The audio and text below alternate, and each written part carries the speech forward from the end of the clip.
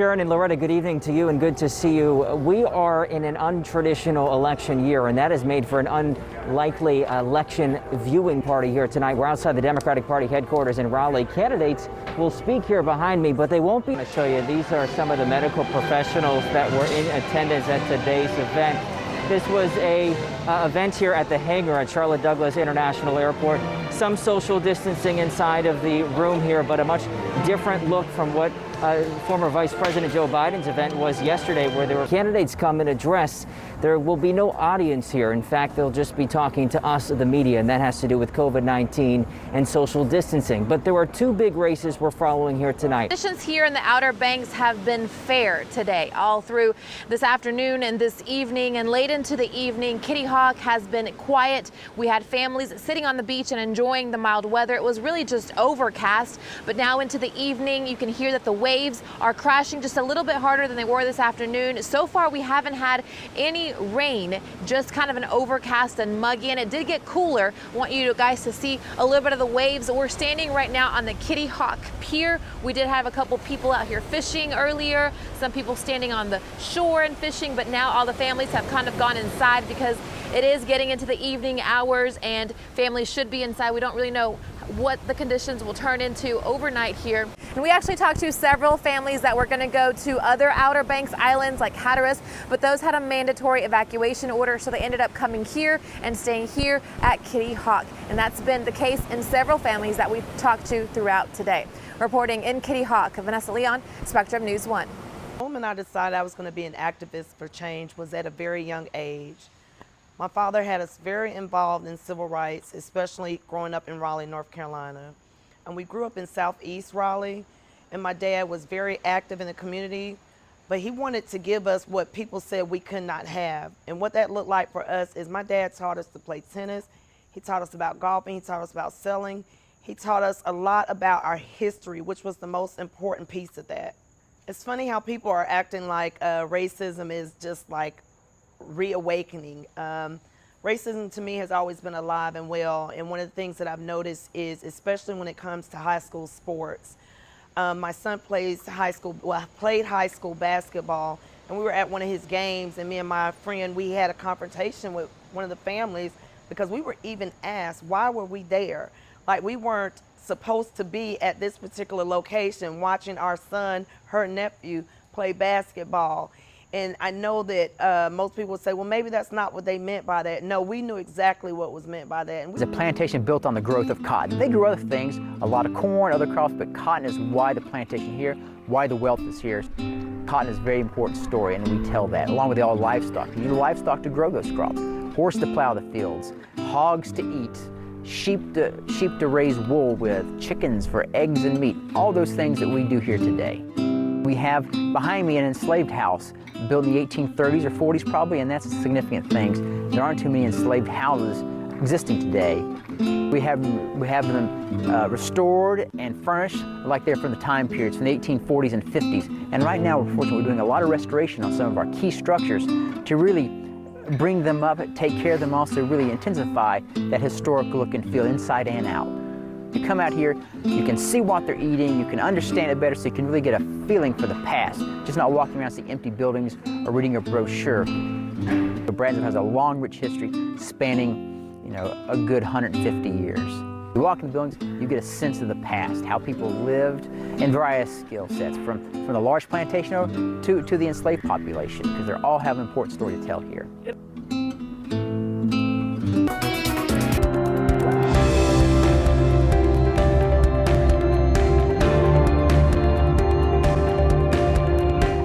The moment I wanted to be a voice for change in the community probably started a couple years after we really took off as a group. So say probably around 2005, 2006. And people, they use their platform and their voice in different ways. And the way I wanted to use my voice and my platform was to do what ultimately I went to school to do, and that was to teach. And by teaching, I wanted to actually teach people that came after me, teach them life skills, teach them things that you don't learn in school. School is about academia, but life isn't necessarily academia. and it's a product of your experiences. So that's how I figured for me would be the best way for me to be the voice for change. Have I ever experienced or witnessed racism? Of course I have. I'm a black male, a nice sized black male at that.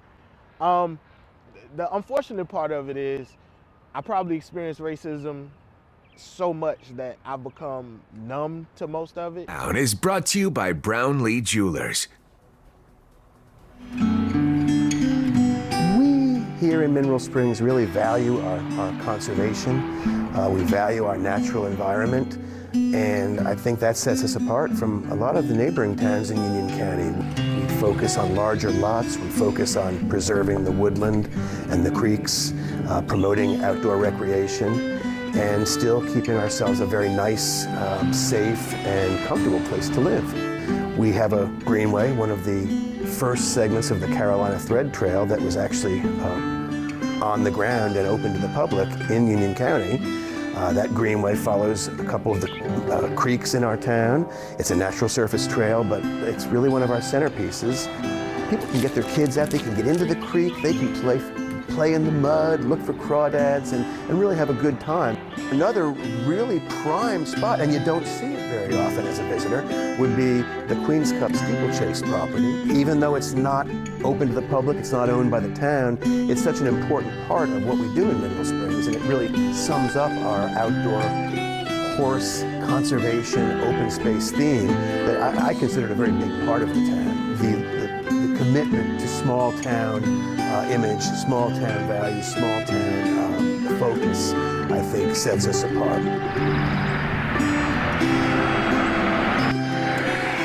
Billing.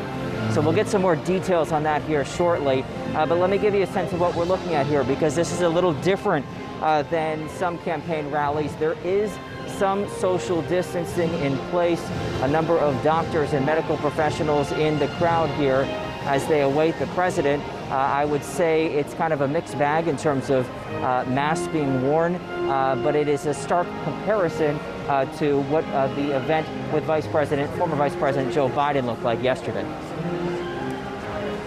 All right, Ruben, and here we see Ryan, you know, they were just kind of going through the motions. You know, they were allowed back in and they're just sifting through the rubble. I had people picking out some clothes, being like, hey, you know, this one looks okay. I had a friend of a neighbor saying, hey, I found a picture frame, or hey, look, isn't this your phone?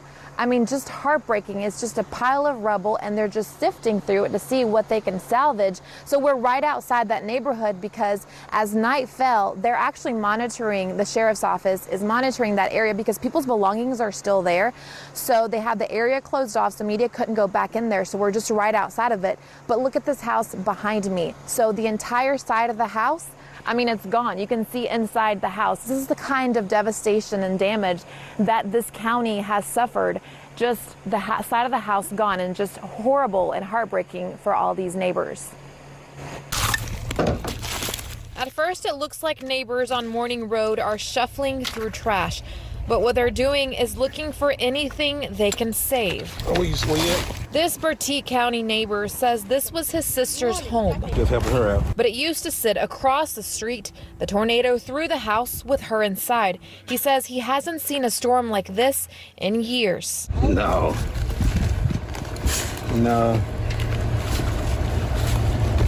The last one that hit like this was over Corrine area. At the far end of the lot, still standing, is James Jordan's home. Clearly, you know, the tornado came through here. That's just clearly. He's lived here for 25 years. Why are we still standing?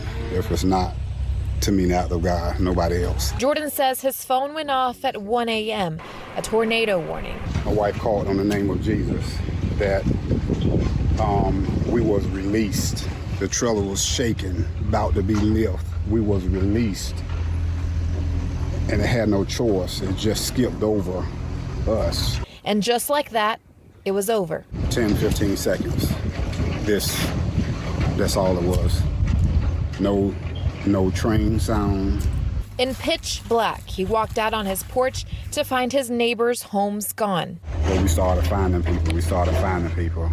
Some we didn't find, and We was really worried. He carried them to his porch with other neighbors helping out. They was crying out, panic, afraid, you know, you're gone, that their house is gone. The tornado picked them up, and they said they was twirled around. They laying on top of a vehicle, they laying on top of house pieces, they laying on top of air conditioning units, and you know, they're alive to walk away from that.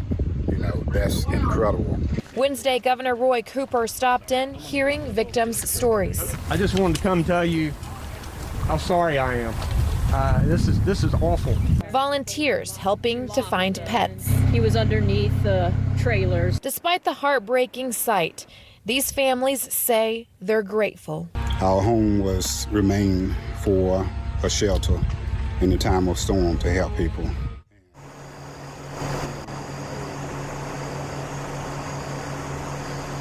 You know, an incredible, you saw that, just what these families have gone through, and they're still feeling thankful for having lived through this. For now, live in the town of Windsor, Vanessa Leon. For several days of being out here in the town of Windsor, we finally got a look into the community, the mobile home neighborhood that was devastated by that tornado brought by the hurricane. Now, it's just heartbreaking to see. This is just one of the few houses that is actually still, if you could call it, standing. I mean, it's been torn apart. This is the site around this community, up and down Morning Road. So limbs down, trees down, homes that were there just gone, obliterated. It looks like an explosion went off around here. So I talked to a couple of neighbors. What they're doing is they're just kind of sifting through the debris. They've got sticks, they've got gloves on, they've got boots, and they're kind of just going through the piles of where their homes stood. I talked to one neighbor, you know, her pile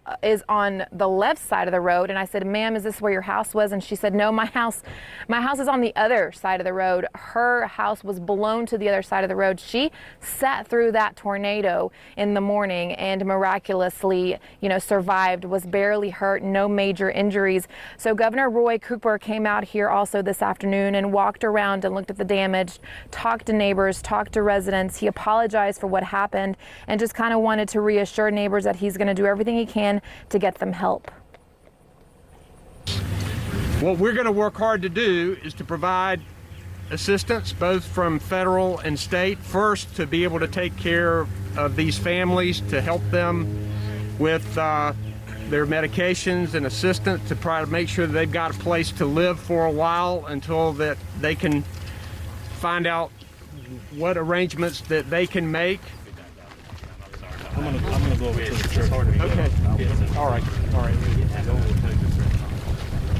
So I talked to one neighbor. His name is James. Him and his wife and his children were sitting inside their mobile home. He said it was 1 o'clock in the morning. The alarm on his phone for the tornado warning went off, and he said it was seconds. He counts maybe 10, he imagines 10 to 15 seconds, and that's when he felt his house begin to shake. He felt that his house lifted in the air. He said that his wife hit the ground and began to pray, and he said it was over in seconds. Also, he felt the house lift up, it came back down. When they came to their senses and were shaken up, he opened his front door, and it was pitch black, because it was 1 o'clock in the morning, and saw nothing. The mobile homes, his neighbors in front of him, they were gone. He didn't see them. They were not there. What he heard was he started to hearing his neighbors calling for help. So he went out there with flashlights with his wife. He said one of his neighbors, this poor woman, she was laying on top of what he thought was the AC. So he grabbed her and started helping her, giving her water. He heard other neighbors calling for help. And because his house was one of the few that wasn't gone and obliterated and destroyed, they started pulling neighbors from his front yard and putting them on the deck, helping them cover up some, you know, injuries that they had, bringing them water. They called 911. This is what's so heartbreaking to hear. They called 911. An emergency crew said, you know, we're sorry, we're going to get there as soon as we can. But unfortunately, because of what happened, the road here to Morning Drive was blocked off by debris, trees, huge chunks of trees were laying across. The emergency crew said, I'm sorry, we're going to get there as soon as we can, but it's hard to get there with ambulances because the road's blocked off.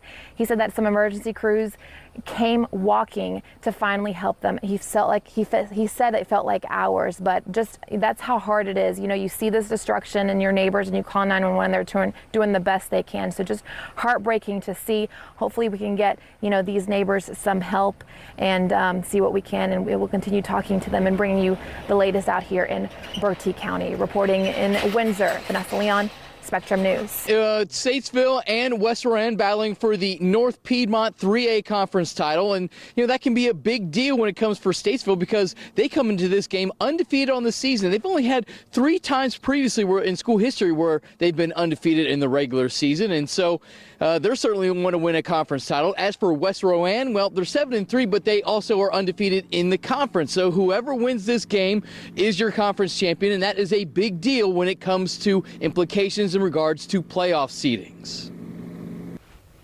Panthers defensive tackle Gerald McCoy called it a bad day at the office. Veteran tight end Greg Olsen went a little bit further, saying it was a comedy of terrible football. Either way you slice it, the Panthers are 5-5 on the season after a 29-3 loss to the Falcons Sunday. Matt Ryan torched the Panthers secondary for 311 yards, while Panther QB Kyle Allen threw 4 interceptions. He's now thrown 10 in his last 4 games. That's a talented defensive line. We knew that coming into the game, but you know, I had enough time to make a lot of those throws, and I missed a lot of them today. So the accuracy, the decision making, it's just got to be better for me. Guys in soccer got to realize, man, playing in the NFL is a lot more than just running around and looking cool. You know, you got to play. We didn't make plays, didn't get off the field on 3rd down. And of course, that's a recipe for disaster. Just because a team is struggling leading up to your game doesn't mean they can't be motivated coming into your game. And I said it earlier in the week. They just beat the division leaders at home convincingly. They were going to be motivated coming in, man. The NFC is very competitive, so you need to win football games. So when you lose a game, you're hurting your playoff chances, and you want to go to the playoffs because you want to go to the Super Bowl. And we didn't play well enough today to put ourselves in a position where we control our own destiny. So no, I don't know what the situation is, but I feel like we need help, and we just got to win this next game so we can still be in that conversation. Obviously at 5-5, each game from here on out crucial to the Panthers' playoff hopes. Of their last 6 games, just 2 opponents with losing records. One of them, these very same Falcons, who they lost to on Sunday. Carolina must have a quick turnaround. They head to New Orleans next week to take on the NFC South Division leading Saints. At Bank of America Stadium, Jason Brown, Spectrum News.